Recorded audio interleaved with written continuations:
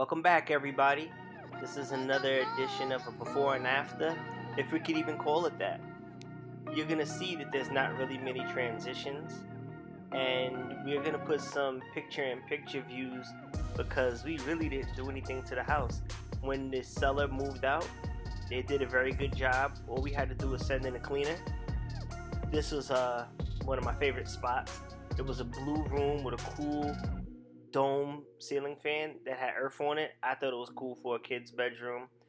Outside of painting the walls from blue to the color that the rest of the home was, we really didn't have to do anything. The only other thing that you're going to see coming around this corner is they took their fridge and we had one from another house. We put in under $500 and we profited $40K.